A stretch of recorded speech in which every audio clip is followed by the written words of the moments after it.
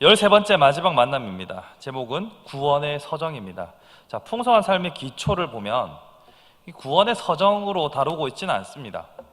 자, 차례를 보시면 여러분들이 이때까지 받은 것 종이들을 다 가지고 계신지는 모르겠습니다만 크게 4가지 단계로 구성되어 있습니다. 첫 번째는 그리스도 안에 있는 새로운 피조물인 나와의 관계에 대해서 설명하고, 두 번째는 하나님과의 인격적인 관계를 논합니다.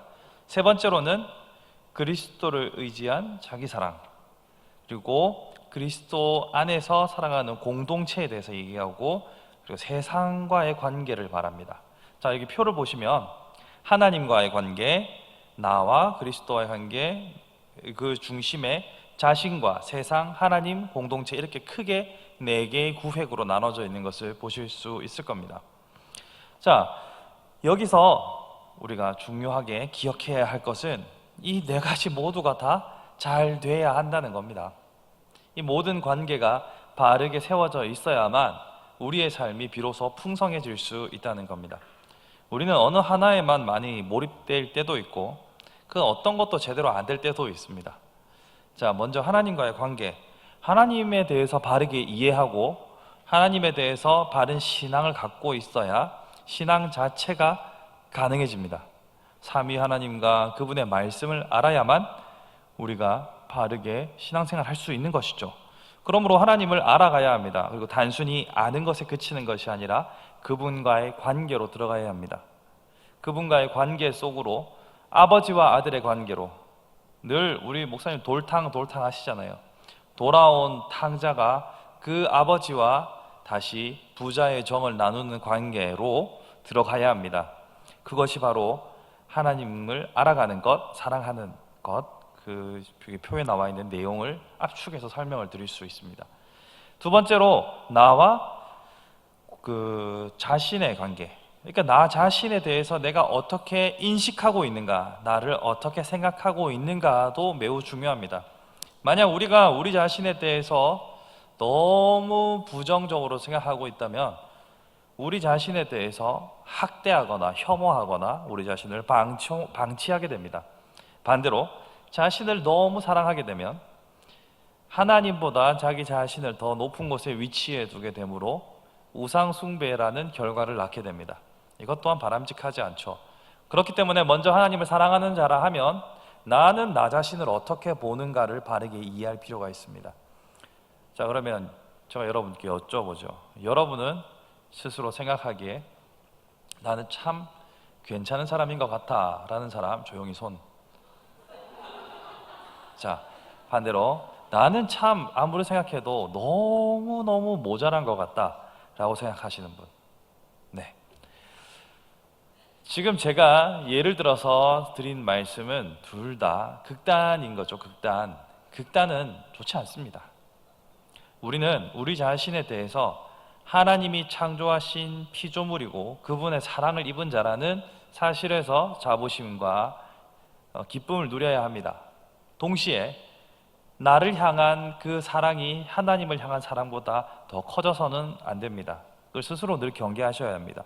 또한 반대로 하나님께서 자신의 아들의 목숨값을 치르고서도 구원해내기 위하여서 사랑한 우리 자신을 너무 책망하고 자책하고 비난해서도 안 됩니다.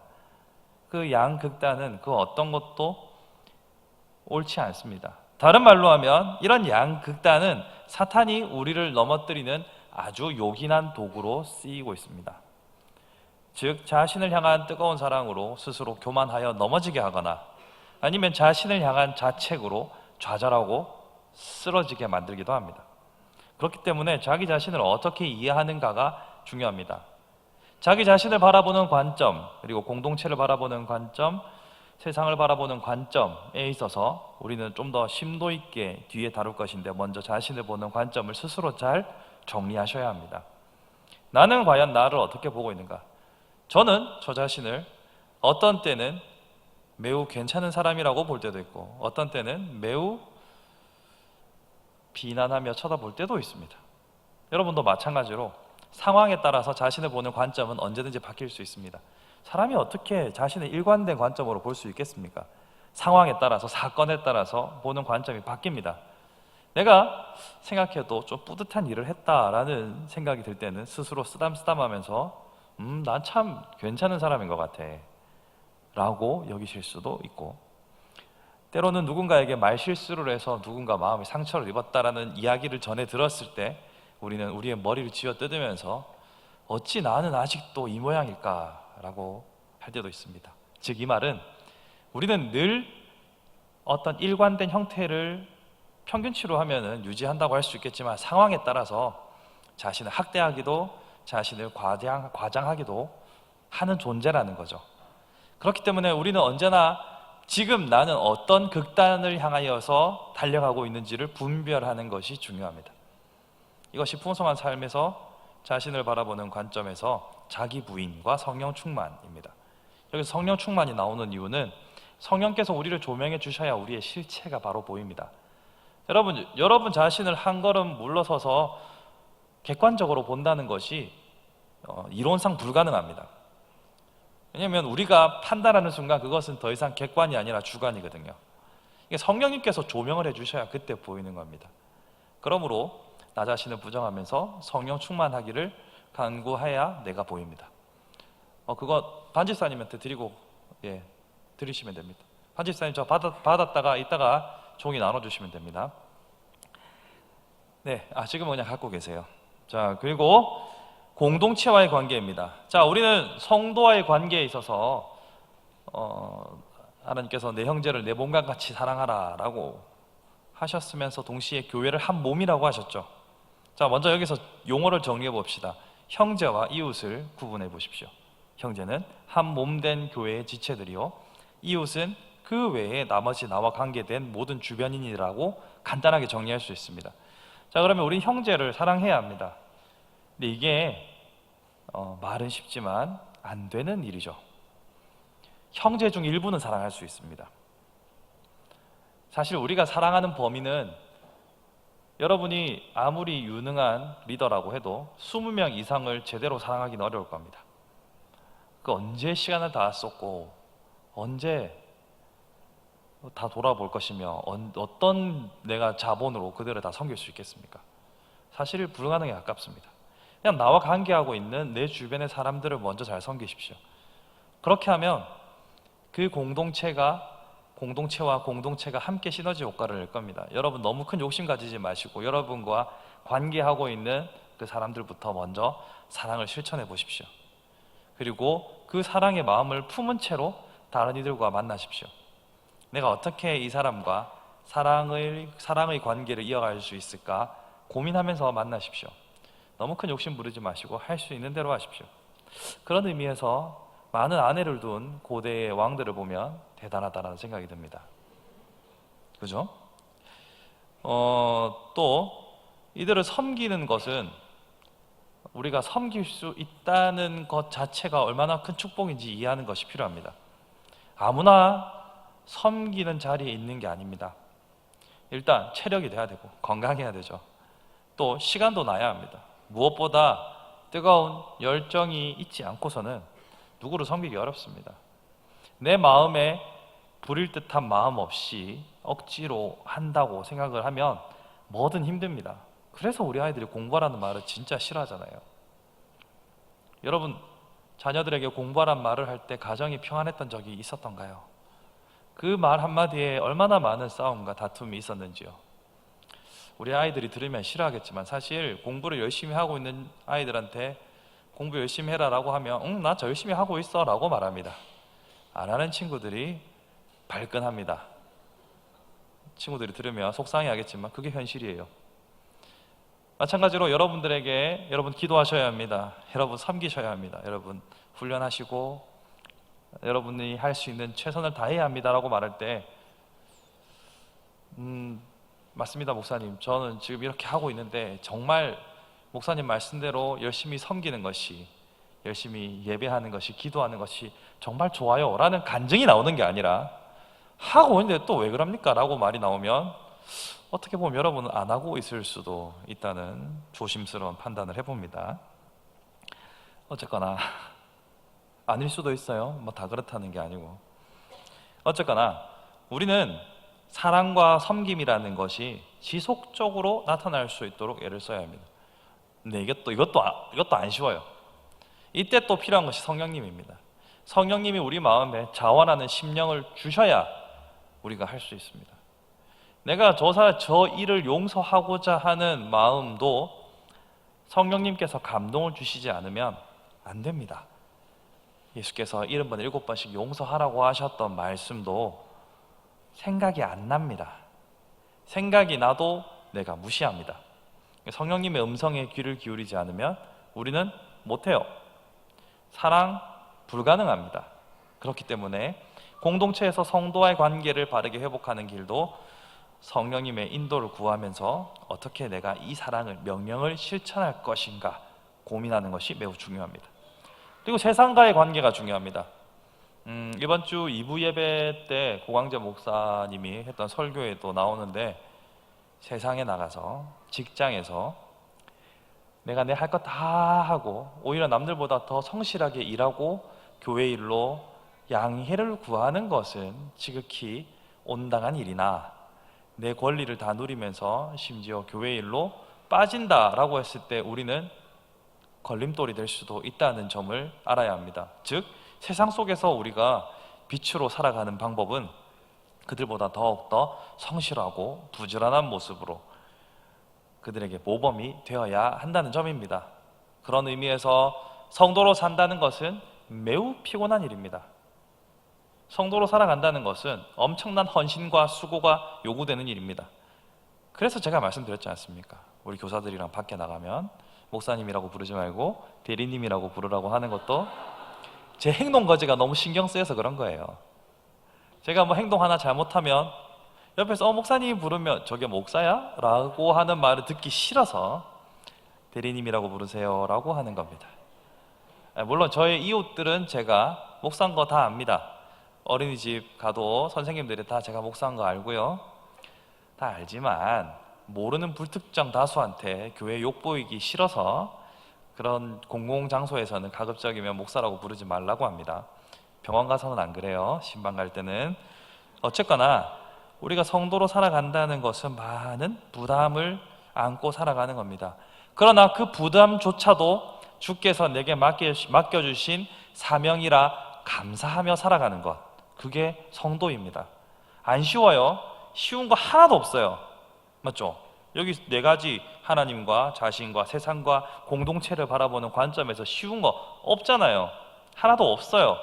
없지만 우리는 이 어려운 일들을 감사로 해내기를 작정한 하나님의 백성들입니다.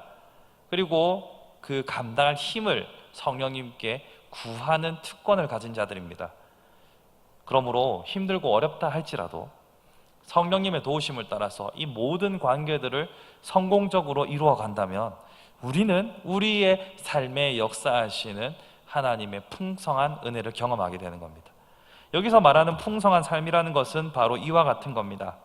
내가 가진 것이 많아서, 내가 얻은 복이 많아서 풍성한 것이 아니라 내 삶 가운데 풍성하게 역사하시는 성령님과 함께 호흡하는 것, 그것이 바로 풍성한 겁니다. 다른 어떤 것으로 풍성하기를 요구하신다면 여러분들은 길을 잘못 선택하셨습니다. 때론 우리의 신앙생활을 통해서 하나님께서 물질의 복을 주실 때도 있습니다. 그런 경우도 있습니다. 아주 없진 않아요. 하지만 그것이 궁극적인 목적은 아닙니다. 하나님께서 우리를 부르신 궁극적인 목적은 영생을 얻게 하려 하며 또한 우리와 친밀하게 교제하기 위함입니다. 죄로 인해서 관계가 끊어졌으니까 그 관계를 회복해야 될 거 아닙니까?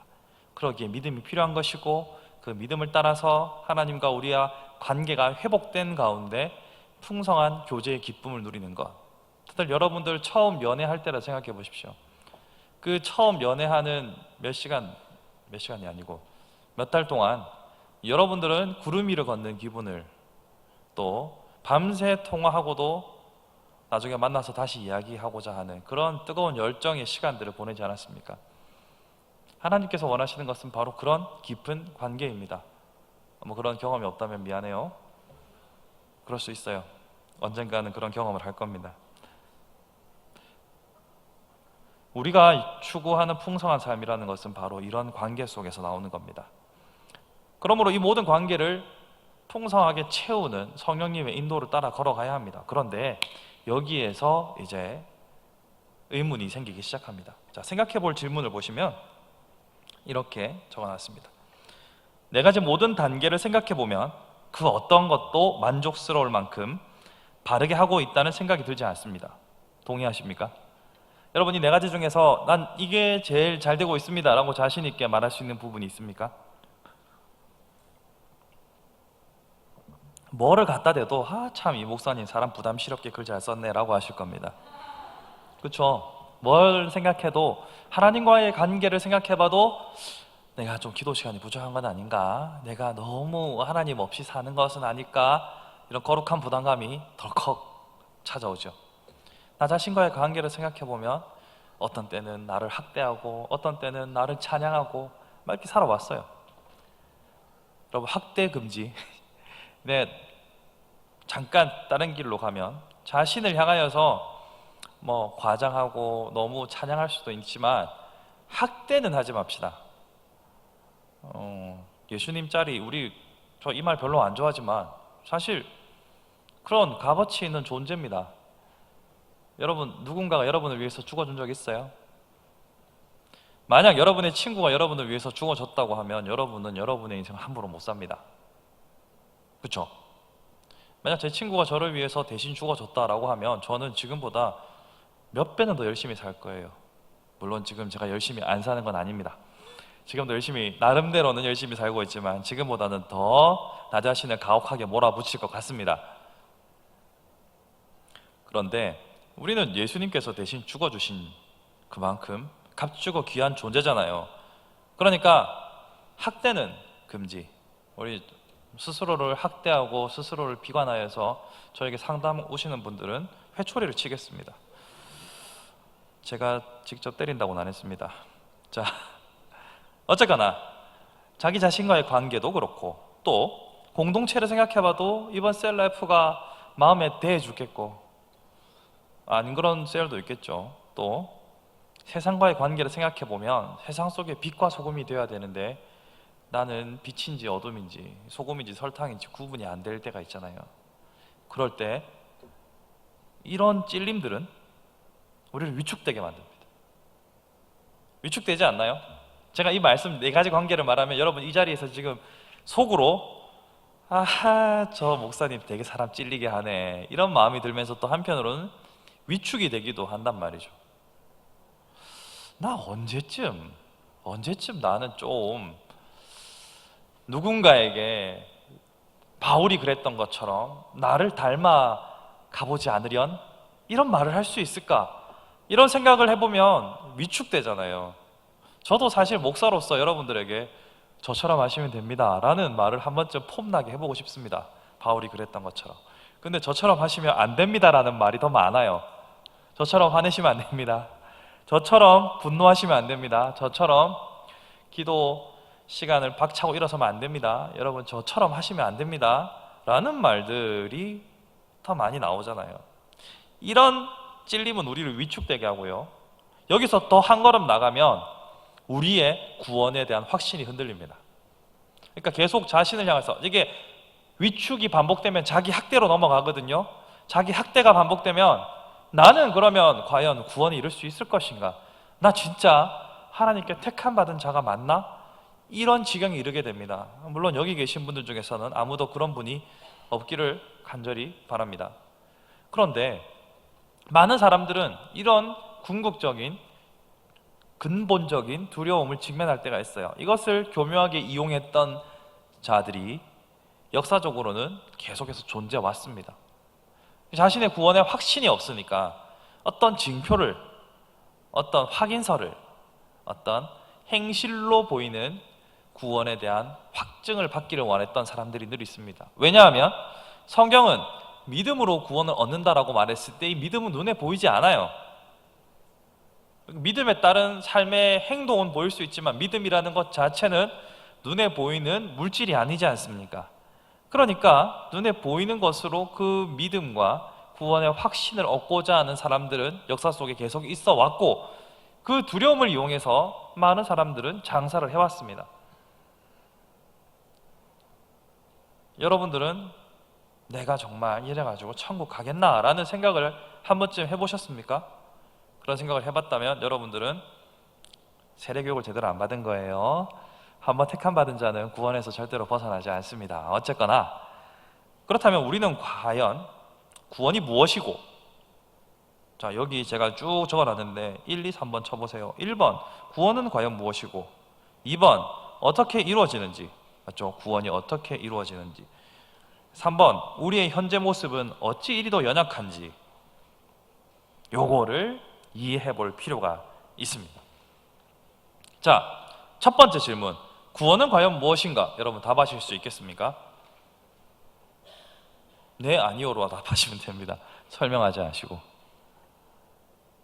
이렇게 비협조적으로 나오실 겁니까? 자, 2번 어떻게 구원이 이루어지는지 바르게 이해하고 계십니까?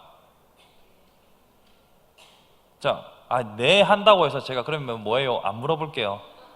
자, 그리고 우리의 현재 모습은 왜 이렇게 연약한지 이해가 되십니까? 네. 그러면 마치도록 하겠습니다. 뭐 다 아시는데요, 뭘 제가. 그래도 제가 물어보면 모르실 것 같아서 계속 해보겠습니다. 자, 구원이라는 것을 참 먼저 제대로 이해해 볼 필요가 있습니다. 저는 그냥 길게 설명 안 하고 짧게 핵심만 이야기하겠습니다. 구원은 죽을 걸 살려놓는 게 구원입니다. 간단하죠? 죽을 것 같은, 깔딱깔딱 죽을 것 같은 걸 살려놓는 게 구원이에요. 죄와 사망의 권세로부터 건져내어 영원한 생명을 누리게 하는 행위가 바로 구원입니다. 왜 사망이 우리에게 오나요? 죄, 삭시, 사망이니까, 우리는 죄인이니까 우리는 죽을 수밖에 없는 이 사망의 권세에 사로잡힌 자였으나 건져내어서 영원한 생명에 이르도록 하는 것, 이것이 바로 구원입니다. 주체는 누구입니까? 하나님이죠. 하나님께서 우리를 구원하신 겁니다. 그러면 구원에 이르는 방법은, 인간의 편에서의 방법은 예수 그리스도를 나의 구주로 받아들이고 믿음으로 구원을 받습니다. 그래서 로마서 1장 17절 말씀 여기 있는 걸 여러분과 함께 읽어보겠습니다. 시작.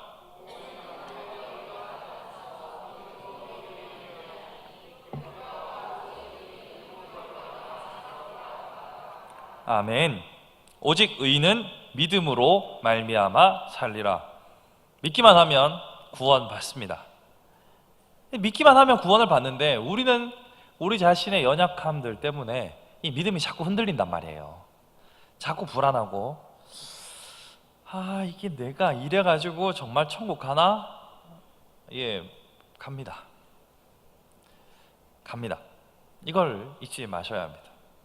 그러면 이렇게 구원을 우리가 받았다라고 한다면 확신한 가운데 거해야 합니다. 그런데 구원이 우리 눈에 안 보이잖아요.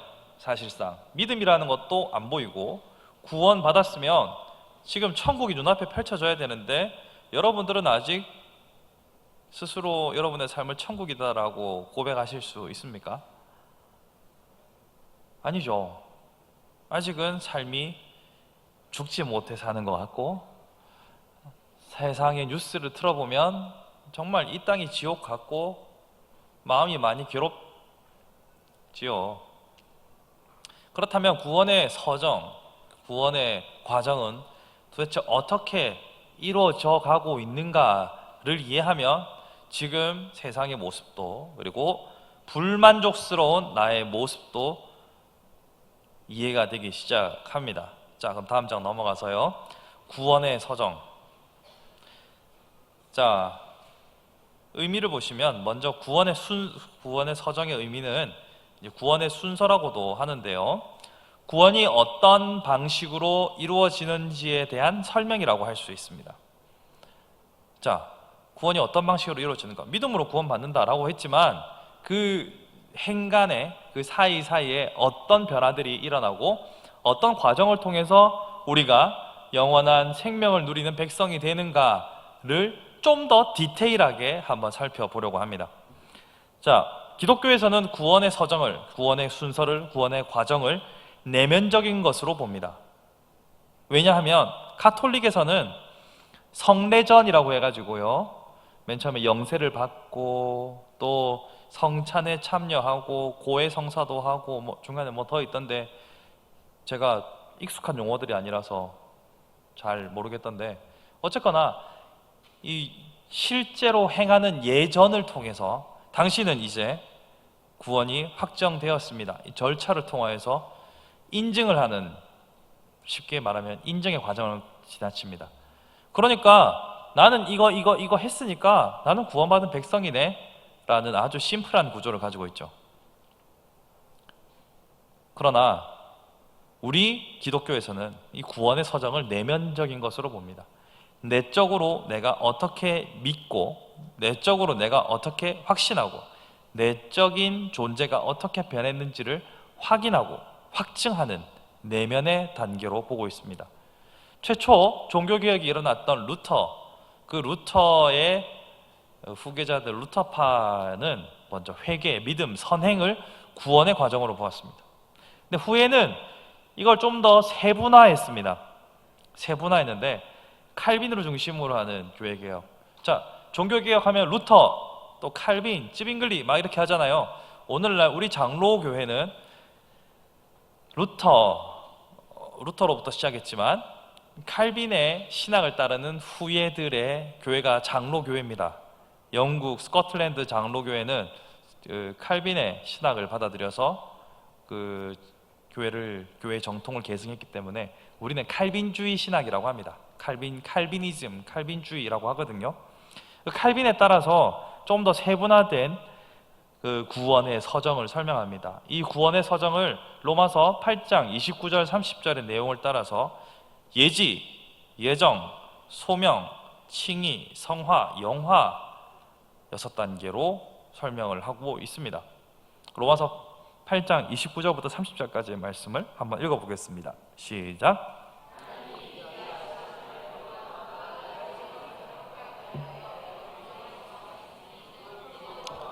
형제 중에서 맏아들이 되게 하려 하심이니라. 또 미리 정하신 그들을 부르신 그들을 또한 의롭다 하시고 의롭다 하신 그들을 또한 영화롭게 하셨느니라. 아멘. 여기에 나오는 단계는 엄밀하게 따지면 5단계밖에 보이지 않지만 바울의 다른 저작들을 통하여서 6단계로 예지, 예정, 소명, 칭의, 성화, 영화 6단계로 이해하시면 구원이 어떻게 이루어지는지를 알 수 있습니다. 물론 여러분들이 이전에 이거 배우셨겠지만 뭐 배운다고 우리가 다 기억하고 있지는 않으니까 마치 새로운 것인 양 들어주시면 감사하겠습니다. 자, 먼저 하나님께서는 우리를 미리 아셨습니다. 우리 예정론에 대해서 제가 한번 설명을 드렸잖아요. 예정론은 우리의 모든 행동이 정해져 있다. 제가 지금 물을 마실까 말까 고민하는 와중에 결국은 마시지 않을 거라는 것도 하나님의 계획 속에 있고, 뭐 이런 기계적인 예정론이 아니라 하나님께서 구원할 자들을 미리 선택해 놓으셨다라는 거, 이거는 이해 다 되셨죠? 이 예정론 때문에 우리는 구원에 대하여서 의심하지 않는 겁니다. 자, 그런데 예정은 사실 더 엄밀하게 나누면 예지예정론이라고 합니다. 예지예정, 즉 먼저 우리의 존재를 아셨고 또한 알고 있는 우리들 중에서 하나님이 택한 자들을 선택하셨다는 거죠. 그래서 1번 시편 33편 11절을 보시면 여호와의 계획은 영원히 서고 그의 생각은 대대에 이르리로다. 여호와의 계획이 영원히, 그리고 또 대대에 그의 생각이 이미 섰다는 거죠. 하나님께서는 미리 우리에 대해서 알고 계십니다. 그러니까 여러분들 이 예지 예정에 있어서 예지라는 부분이 조금 어려운 부분일 수 있습니다. 왜냐하면 내가 이렇게 할 줄 하나님 다 아셨다면서요, 왜 안 막으셨어요? 이렇게 당돌하게 물어보는 사람들이 있을 수도 있죠. 그렇지 않나요? 내가 정말 실수를 하나님 앞에서 했는데 하나님 이거 내가 이럴 줄 아셨으면서 왜 저를 이대로 두셨나요? 하나님, 내가 이 사람이랑 결혼하면 내가 어떤 파국을 맞이할지 아시면서 얘가 별로 안 좋은가요? 그래서 제가 준비하면서 이것보다 더 좋은 예가 없더라고요. 사실 여러분이 원해서 결혼했잖아요. 아닐 수도 있겠군요. 어쨌거나 하나님 아시면서 왜 그러셨어요? 라는 질문을 하면서 탓을, 원망을 하나님께 돌릴 수 있습니다.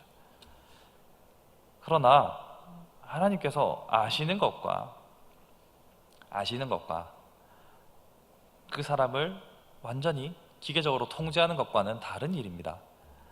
아시지만 만약 하나님께서 그를 구원하기로 작정했음에도 불구하고 그가 죽음의 길로 간다면, 여기서 말하는 죽음이라는 지옥을 말하는 겁니다. 구원에서 떠나는 것을 말합니다. 만약 그 길로 간다면 하나님께서는 모르겠습니다. 어떻게 역사하실지. 그러나 하나님께서는 아시지만 우리에게 선택할 수 있도록 기회를 주십니다. 여러분, 여기서 조금 어려운 이야기가 될 수 있지만 잘 따라와 보세요. 우리에게 선택권이 있어야만 하나님과 우리의 관계가 만들어집니다. 여러분, 인형이 있잖아요. 이 인형은 아무런 주도권이 없습니다. 걔만 해도 주도권이 있는 것 같지만 걔도 사실 주인이 시키는 거 하잖아요. 근데 내가 이 인형을 사랑하고 사랑한다고 해서 이 둘 사이에 인격적인 관계가 형성되지는 않습니다. 나름의 독립적인 생각과 사고를 가지고 나를 배려하거나 나에게 기쁨을 주고자 할 때 관계가 성립되는 거죠. 사실 개도 그렇잖아요. 개가 죽어라고 주인을 따르고 주인의 기쁨이 되기 위해서 대소변을 가려주고 오면은 꼬리 흔들어주고 막 앵기고 매달리고, 이렇게 하면 개와 내가 아주 인격적이라고 할 수 없지만 나름의 이 공감이 형성되면서 서로 사랑하는 관계다라고 할 수 있잖아요. 마찬가지로 우리가 아무런 의지가 없고 우리에게 아무런 자유가 없다면 하나님과 우리와의 관계는 인형과 하나님의 관계가 되는 겁니다. 그러니까 하나님께서 우리를 기계적으로 온전히 컨트롤하신다라고 생각하면 큰 오산입니다. 하나님은 자유로운 의지를 가지고서 본인의 힘으로, 본인의 노력을 통하여서 어떻게 하면 하나님을 기쁘게 할 수 있을까 고민하는 것, 그 순간조차도 기뻐하십니다. 여러분, 자녀를 키워보셔서 아시겠지만 작은 어린아이가 할 수 있는 것이 매우 제한적임에도 불구하고 무언가 그 아비를 위하여서, 그 어미를 위하여서 하는 작은 행동 하나가 큰 기쁨이 되지 않습니까? 얼마 전 어버이날에 우리 딸이 뭔가 만들어 왔더라고요. 이거 어디 가서 자랑할 만한 것이 결코 못 됩니다만 저한테는 기쁨인 거죠. 이것은 쓰레기로 당장 처분해도 이걸 왜 버렸지 아무도 묻지 않아요. 물론 우리 애들 작품이 쓰레기 같다는 게 아니라 그만큼 예술적인 가치나 상품성이 없다는 얘기죠. 그럼에도 불구하고 이 딸아이가 아빠를 생각하면서 만들었다는 것 자체가 감격이고 기쁨이죠. 마찬가지입니다. 하나님과 우리와의 관계에 있어서 우리에게 있는 자유의지가 분명히 존재합니다. 그래야만 인격적인 관계가 가능하거든요. 그렇기 때문에 여러분의 선택에 의해서 하나님이 때로는 책망하시고 때로는 진노하시는 겁니다. 그렇기 때문에 하나님은 미리 아시지만 우리를 기계적으로 통제하시는 분이 아니라 아시지만 바르게 인도하시는 분입니다. 그래서 가룟 유다가 예수님을 하기 전까지 예수님께서는 가룟 유다한테 기회를 주셨어요. 여기 있는 사람 중에 내 파는 사람 있대, 조심해. 팔았잖아요. 하나님은 그렇게 알고 계시면서 동시에 작정하셨습니다. 두 번째 보시면 모든 일을 그의 뜻의 결정대로 일하시는 이의 계획을 따라 우리가 예정을 입어 그 안에서 기업이 되었으니, 하나님께서 정하신 거예요. 여기서는 예지는 설명했고 예정은 우리가 확실하게 짚고 넘어갈 부분이 있습니다. 그것은 하나님의 주권이라는 점입니다. 요거는 옆에 적으셔야 합니다. 하나님의 주권 영역. 우리는 생각해보면 너무 억울합니다. 우리 어린 친구들은 우리 세종대왕님은 천국에 계신가요? 이순신 장군은 천국에 계실까요? 라고 물어봅니다. 그래서 없을걸? 이라고 말하면 세상 억울해합니다. 아니 그렇게 훌륭한 분들이 왜 지옥 가야 하나요? 그때는 선교사도 안 왔잖아요 라고 하면서 항변을 합니다. 유구무원입니다. 잘 말 없습니다. 분명 저보다 훌륭한 삶을 사셨고 좋은 분들인 건 맞습니다. 좋은 분인지는 모르겠습니다. 훌륭한 분들인 건 맞습니다. 제가 아직 그분들이랑 관계를 안 해봐가지고 좋은지는 모르겠어요. 어쨌거나 그분들 훌륭한 삶을 살아가셨습니다. 다만 복음의 기회가 없었다는 안타까운 현실이 있죠. 그런 의미에서 하나님 너무 불공평한 거 아닙니까? 하나님 너무 야박하신 거 아닙니까? 저 사람한테는 기회가 없었잖아요 라고 인간의 편에서는 충분히 말할 수 있습니다. 하지만 성경은 이것에 대해서 하나님의 주권이다 라고 말씀하십니다. 세상 답답하죠. 뭔가 좀 시원하게 말씀을 해주시면 내가 뭔가 좀 위로가 있겠는데 하나님의 주권이다 라고 말합니다. 그래서 제가 드릴 수 있는 말씀은 이거밖에 없습니다. 누구를 선택하고 누구를 선택하지 않든지 그건 주인의 마음입니다. 여러분이 가지고 있는 여러 가지 물건들 중에서 어떤 것은 쓰기로 선택하고 어떤 것은 버리기로 작정하는 것은 여러분 마음이죠. 여러분이 주방에 있는 그릇들 중에서 이 그릇은 버리고 이 그릇은 써야겠다라고 그릇을 버릴 때 그릇이 잠깐 주인 우리 잠깐 얘기 좀 하지 라고 말하지 않지 않습니까? 주께서 토기장이라고 말하시고 우리를 그릇이라고 말씀하셨으니 드리는 말입니다. 사실 천국 가면 제일 궁금한 게 이겁니다. 하나님 그 복음의 기회조차 한번 겪어보지 못했던 그들을 하나님 어떻게 제가 이해해야 합니까? 하나님의 주권으로 인정은 제가 하지만 하나님 그들의 삶은 어떻게 누가 항변해 줄 수 있습니까? 라는 질문을 저도 하고 싶습니다. 하지만 하나님께서 분명 주권의 영역으로 더 이상 설명해 주지 않으십니다. 성경에서 더 이상 그들에 대하여서 변호할 길을 주지 않습니다. 오히려 너희가 택함 받았음을 기뻐하라 감사하라 라고 말하고 있죠. 그래서 우리는 이 부분에 있어서 예정에 있어서 여러분이 철저하게 짚고 넘어가야 하는 것은 주권 영역이라고 말씀드렸죠. 그러니까 주권 영역이니까 남의 영역을 침범하면 안 되잖아요. 이 영역은 영역대로 놔두고 다만 내가 그 구원의 예정에 속하였다는 사실에 집중하셔야 합니다. 슬픈 이야기지만 더 이상 설명을 안 하고 있기 때문에 우리가 할 수 있는 최선은 이것입니다. 다른 명과 암이 있다면 암을 보지 마시고 밝은 명을 보시면서 감사의 제목들을 찾는 것이 사탄에게 틈을 주지 않는 길입니다. 그렇게 하나님께서는 아시고 정하셨습니다. 그리고 나서 우리를 부르십니다. 데살로니가전서 4장 7절 말씀에 하나님이 우리를 부르심은 부정하게 하심이 아니요 거룩하게 하심이니 하나님께서는 우리를 불러주셨습니다. 이게 참 중요합니다. 우리가 하나님을 먼저 찾은 것이 아니라 하나님께서 우리를 불러주셨습니다.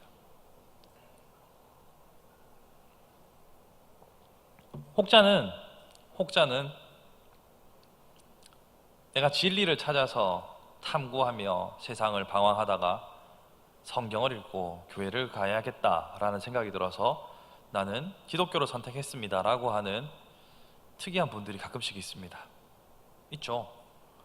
자칭 구도자라고 말하면서 나는 진리를 찾아 떠돌아다니다가 이곳에서 마음의 평안을 얻었습니다 라고 하는 분들이 있으면 저한테 데리고 오십시오. 말씀 공부 더 해야 됩니다. 어쨌거나 그렇게 왔다 할지라도 하나님께서 예정하시고 불렀기 때문에 오는 겁니다. 그 이의 마음에 감동을 주님께서 주셨고 무엇보다 그렇게 해서 교회 안에 들어왔는데 믿음으로 고백했잖아요. 그건 본인의 의지가 아니라 성령님께서 감동 감화시켜 주셨기 때문에 그 신앙 고백이 가능해지는 겁니다. 그러니까 이 부르심이 바로 하나님의 역사고 우리는 하나님의 예지 예정을 통해서 소명을 받았기 때문에 이 자리에 성도로 존재하는 겁니다.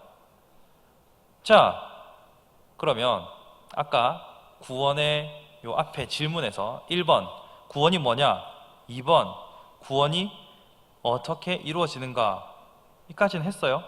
그럼 현재 우리의 모습은 왜 이렇게 연약한지에 대한 답을 찾아야겠죠. 자, 칭의부터 잘 눈여겨보십시오. 의롭다 하심, 칭의, 의롭다 인정하시는 겁니다. 자, 먼저 로마서 3장 24절을 보시면 그리스도 예수 안에 있는 속량으로 말미암아 하나님의 은혜로 값없이 의롭다 하심을 얻은 자 되었느니라. 의롭다고 여기신 거죠. 너 인정, 앞으로 너는 의인임이라고 하나님이 인정해 주신 거잖아요. 그렇게 불러주신 거잖아요.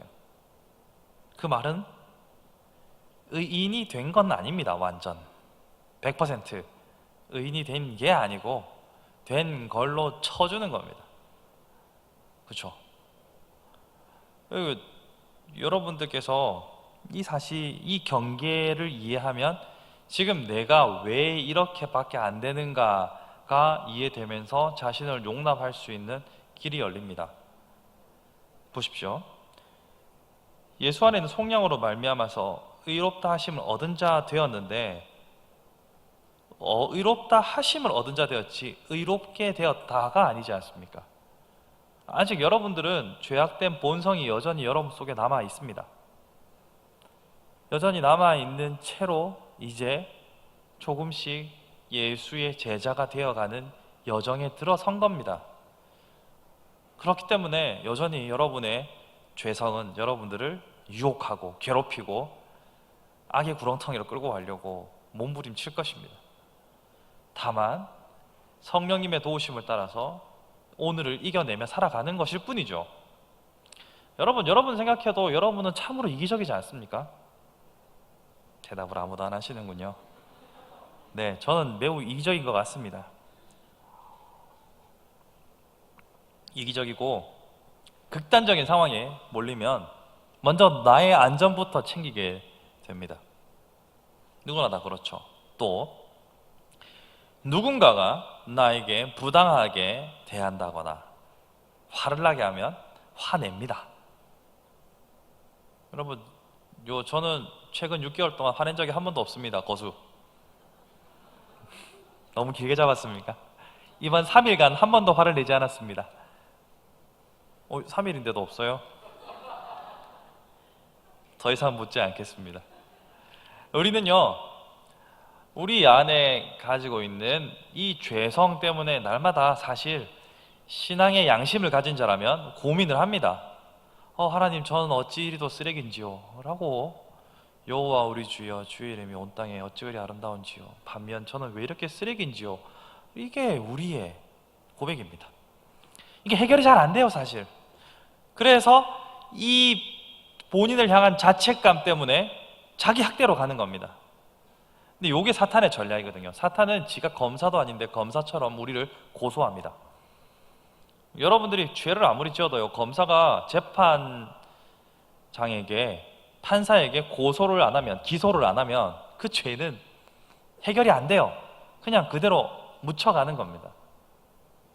근데 사탄은 자기가 검사도 아닌데 하나님 앞에 계속, 하나님 얘 좀 보세요, 얘가요 이래가지고 막 이것밖에 안 되는 애입니다 라고 하나님한테도 외치고 여러분 향하여서도 외칩니다. 어떻게? 네 자신이 보여? 이렇게요.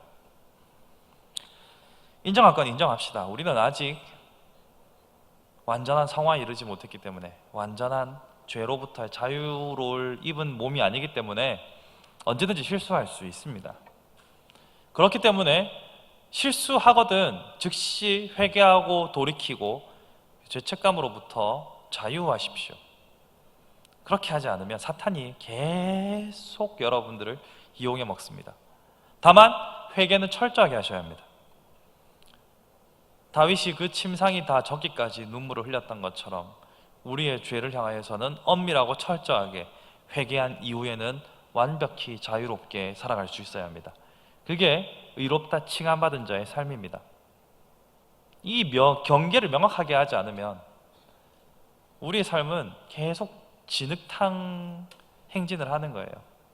자, 다윗이요, 밧세바랑 사고 치고 나서 방금 제가 말씀드린 것처럼 침상이 다 젖도록 울면서 기도하고 하나님께 그 뱃속의 아이를 살려달라고, 태어난 아이를 그 갓난아기를 살려달라고 기도했습니다. 그럼에도 불구하고 하나님께서는 다윗의 죄에 대하여 책임을 물으시고 그 아이를 죽이셨습니다. 물론 죄와 죄에 대한 삭스에 대해서는 오늘 다룰 주제는 아니니까 다음에 다루도록 하고요. 어쨌거나 하나님께서 그렇게 죄에 대하여서 치시고 나자 다윗이 자리를 털고 일어나 음식을 먹기 시작합니다. 하나님께서 하신 일을 어찌 우리가 되돌릴 수 있겠느냐? 내 죄는 내 죄고 이제는 나는 오늘을 산다 라는 것이 다윗의 태도였습니다. 어떻게 보면 상당히 냉정하게 보일 수도 있겠지만 그게 우리가 따라야 할 왕 다윗의 길입니다. 우리는 우리의 죄에 대해서는 철저하고 엄밀하게 회개해야 하나 그 죄가 하나님께서 예수 그리스도의 보혈로 해결해 주셨다면 더 이상 그 죄에 대해서는 자유하면 됩니다. 물론 사람에 대해서도 속건제를 드리는 것처럼 보상을 다 해야 되죠. 그러나 개인 자신이 하나님과의 관계에서 있는 문제라면 주께서 기억치도 않는다고 하셨기 때문에 여러분 자신을 학대하지 마시고 자신을 하대하지도 마시고 딱 예수님의 목숨값 정도로만 여러분을 여기십시오. 그렇게 그 목숨값 정도로 여기는 것을 바로 칭의라고 하는 겁니다. 자신을 그 정도로 의롭다고 여기는 것. 그렇게 의롭다고 인정받았기 때문에 칭의 단계에 들어서면 우리는 당장 죽어도 당신은 지금 죽으면 천국에 갈 자신이 있습니까? 확신하십니까? 라고 물을 때 아멘, 그렇습니다. 저는 예수 그리스도의 이름으로 모든 죄를 용서받았기에 당연히 천국에 있을 것을 확신합니다 라고 말할 수 있는 겁니다. 칭의. 그러고 나서 우리는 성화를 향해 달려갑니다. 성화. 로마서 13장 14절을 보시면 오직 주 예수 그리스도로 옷 입고 점점 예수 그리스도를 닮아간다는 말인데 예수 그리스도께서는 우리가 노래하는 것처럼 죄 없는 어린 양이시잖아요. 흠 없는 어린 양. 완전히 죄가 없는 그 단계를 향해서 점점점 나아가는 것, 자라가는 단계를 바로 성화라고 합니다. 그러니까 칭의는 한 시점에서 종결된 겁니다. 의롭다 인정받았고 그때부터는 성화의 과정을 밟아가는 겁니다. 점점 우리는 거룩한 예수 그리스도를 닮아서 자라가는 겁니다. 장성한 분량에 이르기까지. 이 과정에서 때로는 누군가는 성장이 빠르기도 하고 누구는 더디기도 하고 누구는 제자리를 답보하기도 하고 이런 서로의 차이를 보면서 실망하기도 하고 스스로 교만해지기도 하고 답답해하기도 하고 여러 가지 감정들이 오가는 겁니다. 그러나 한 가지 확실한 것은 우리는 죽을 때까지 계속 성화, 예수 그리스도를 닮아가기 위해서 애쓰고 싸우며 살아가는 겁니다. 이걸 하나님이 기뻐하십니다. 이렇게 질문할 수 있어요. 믿고 그냥 천국 가면 제일 좋지 않을까? 이 땅에서 내가 나 자신의 본성과 나의 욕망과 싸우는 것이 너무나 괴롭다라고 하시는 분도 있을 수 있습니다. 하지만 하나님께서는 그렇게 나 자신의 본성과 싸우는 그 삶의 현장을 기뻐하십니다. 여러분 자식들 생각해 보세요. 자녀들이 음식을 못해요. 잘하면 축하합니다. 어쨌거나 못해요. 못하는데 어떻게든 엄마한테 엄마 이거 먹어봐 라면서 막 만드는 것 자체를 기뻐하는 거죠. 물론 뭐 뒷정리를 생각하면 머리가 막 두통이 밀려올 수도 있지만 그게 지금 그 말 하는 게 아니잖아요. 그죠? 우리는 하나님 앞에서 조금이라도 더 하나님을 만족시키기 위해서 애쓰는 우리 자신을 하나님이 얼마나 기뻐하실까? 아비 된 여러분들은 아비의 마음으로, 어미 된 자들은 어미의 마음으로, 아직 안 된 사람들은 상상력을 동원해서 여러분들이 그런 관점으로 여러분 자신을 좀 쓰담쓰담 해주세요. 그러면서 계속 용기를 내어서 성화를 향해 달려가시기 바랍니다. 그렇게 우리가 자라나는 것을 하나님께서 원하십니다. 그러다가 결국 우리가 죽거나 아니면 죽기 전에 주님이 오시면 우리는 영화, 완전히 새로운 피조물로 변하게 됩니다. 그때는 더 이상 죄가 우리를 지배하지 않고 완전히 우리가 하는 모든 것이 아버지 뜻과 일치하는 영화로운 삶에 들어가게 되는 것입니다. 이것이 바로 로마서 8장 29절 30절을 기초로 해서 설명을 드린 것이고, 여기 30절에 보면 의롭다 하시고 의롭다 하신 그들을 영화롭게 하셨느니라 사이에 성화가 안 보이잖아요. 이것은 로마서 13장에 나와 있는 내용을 기초로 해서 집어넣은 겁니다. 자, 이렇게 6단계. 근데 어디서 많이 듣던 게 안 보이잖아요. 견인. 이건 다른 차원입니다. 하나님께서 우리를 인도하시는 방법에 대한 것이고, 우리 내면의 구원이 어떻게 이루어져 가는가에 대한 단계인 겁니다. 자, 그럼 이렇게 정리해서 보면 결론은 구원의 서정에서 나의 위치를 알고, 여러분 칭의를 받아서 의롭다 함을 받았지만 아직 영화에 이르지 못한 성화의 단계에 있기 때문에 여러분이 때로는 이 하나님과의 관계, 나 자신과의 관계, 세상과의 관계, 공동체와의 관계가 불만족스러울 때가 있잖아요. 근데 아직 우리가 진행 중인 과정에 있기 때문에 어느 정도는 스스로에 대해서 내가 그래서 이 지경이구나 라고 이해하실 필요가 있다는 겁니다. 그래서 내가 이렇게 한참 모자라구나. 근데 한 가지 꼭 드리고 싶은 말씀은, 자신에게는 남들에겐 관대하고 자신에게는 철저해야 한다고 말씀드렸잖아요. 악용을 하면 자신에게 관대하고 남에게 철저해지는 경우가 있습니다. 그거는 옳지 않고요. 자신에게 관대하고 남에게도 관대하는 경우가 있습니다. 그거는 인정해 드리겠습니다. 자신에게 엄밀하고 남에게 관대하고, 이게 가장 이상적인데, 자신에게 엄밀하다 하더라도 학대는 안 된다는 것을 제가 강조드리는 겁니다. 자신을 머리 쥐어박고 자다가 이불을 걷어차고 막 그렇게 하십니까? 그렇게까지 하실 필요는 없습니다. 다만 죄 그 자체의 독소를 잘 이해하고 하나님 앞에 울부짖는 것이 필요합니다. 동시에 그리스도의 장성한 분량에 이르도록 자라기를 힘써야 합니다. 자, 이때 거룩이라는 속성은 우리에게 속한 것이 아니기 때문에 날마다 성령 하나님의 임재가 필요합니다. 이건 제가 그때도 예를 들어서 설명을 드렸잖아요. 여러분이 사랑을 실천하고자 하나 진짜 사랑이라는 그 에너지는, 그 힘은, 그 원액은 여러분에게 없잖아요. 하나님에게만 아가페가 존재하니까, 아가페 사랑이 존재하니까 하나님의 사랑을 입은 자만이 그 사랑을 제대로 실천할 수 있습니다. 그러므로 우리는 성령 하나님의 임재가 필요합니다. 우리가 어떻게 하나님의 사랑을 체험하고 압니까? 성령님을 통해서죠. 성령님께서 내 아버지 하나님이 어떤 분인지 조명하여 주시고, 믿어지게 하시고, 깨닫게 하시고, 온갖 방법으로 각종 은사로 우리를 새롭게 하실 때 우리는 그때 비로소 진짜 사랑을 깨닫습니다. 그리고 그 사랑이 내 안에 충만하면 이것을 내가 전하지 않고는 견딜 수 없다가 되는 겁니다.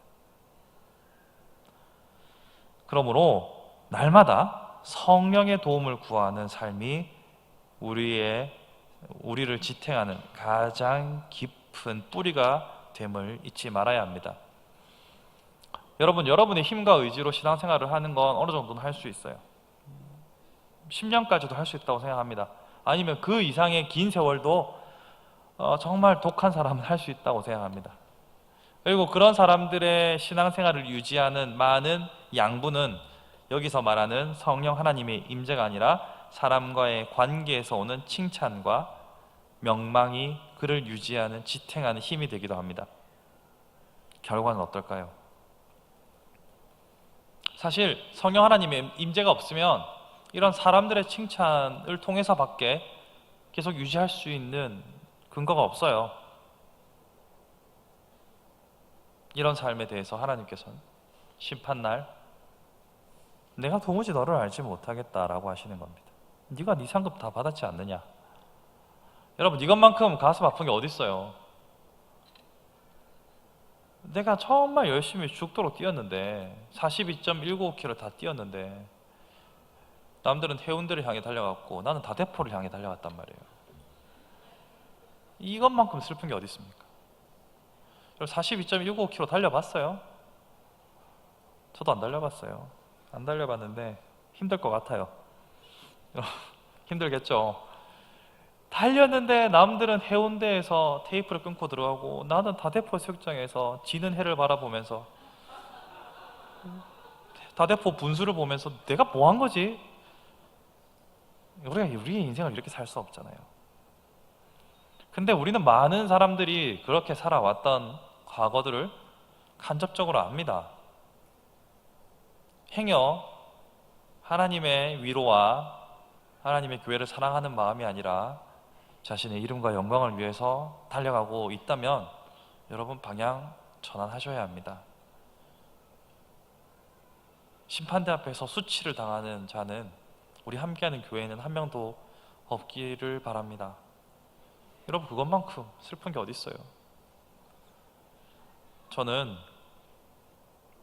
신앙생활을 한 연차로 따지면 제 나이로는 여러분들에게는 비록 어리지만 여러분보다 어리지만 신앙의 연차는 그래도 꽤 되잖아요. 제가 본격적으로 신앙생활을 한 것이 제가 목사가 되겠다고 다짐했던 것이 초등학교 2학년 때니까 연차는 꽤 되잖아요. 그죠? 그래서 제가 왜 목사가 되려고 했는지 저도 지금도 모르겠어요. 왜 그랬을까? 하여튼 그때부터 이렇게 장래 희망에 적었거든요. 그러니까 연차로는 되잖아요, 꽤. 그런 삶을 살아오면서 제가 목사를 하겠다라고 다짐을 하고 보니 교회 사람들을 그냥 예사로 안 보게 되잖아요.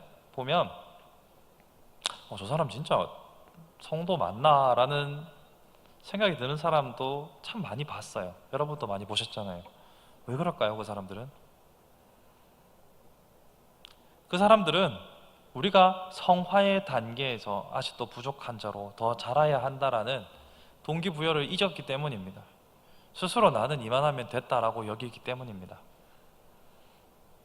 여러분 너무 자신을 비하하지도 마시고 너무 자신에 대해서 자만하지도 마십시오. 우리가 아무리 애를 써도 우리가 스스로 자랄 수 있는 한계치는 명확합니다. 그냥 딱 나의 관점만큼밖에 못 자랍니다. 하지만 성령님이 내 안에 역사하시면 그리스도의 장성한 분량으로 점점 더 자랄 수 있습니다. 그렇기에 우리는 풍성한 삶의 기초를 마치면서 다시 한번 우리의 삶을 풍성하게 주관하시는 분이 누군지를 기억해야 합니다. 그리고 그 성령님의 도우심을 따라서 자라나야 합니다. 내 힘과 내 노력과 내 의지로 내가 누군가에게 보이기 위해서 살아가는 삶은 당장 멈추십시오. 우리 해운대에서 만납시다.